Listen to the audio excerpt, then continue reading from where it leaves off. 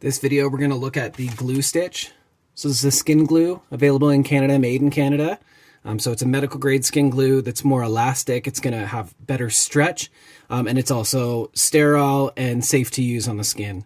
We would use this on small, uncomplicated wounds, so not very large, fairly superficial.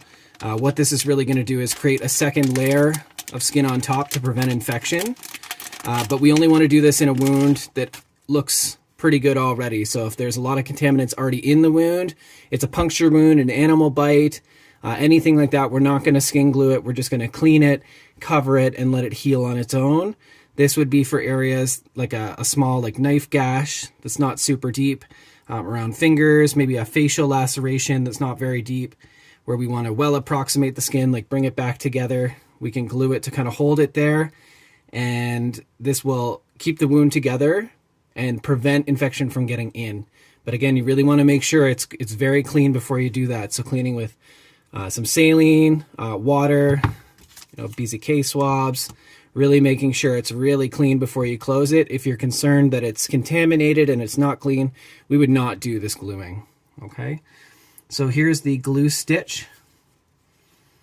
In this one here, we're gonna have to cut.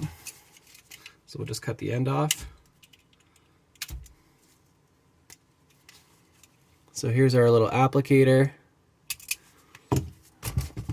And this has, again, just a single dose. So we're gonna glue up this little laceration we have here. If we can find it. Oh, there it is.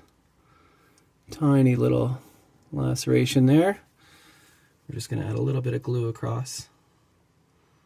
Let that dry. And then I'm gonna test this on my finger as well, just to see the elasticity. So I'm just gonna run a little length across there. And then you want to allow this to air dry. You don't want to blow on it because that's, again, going to introduce possible pathogens and infection.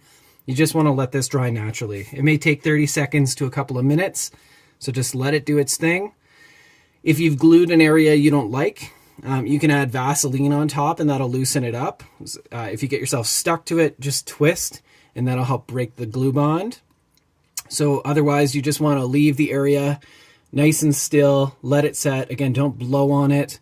It will take 30 seconds to a couple of minutes to dry, and then it should be good and set.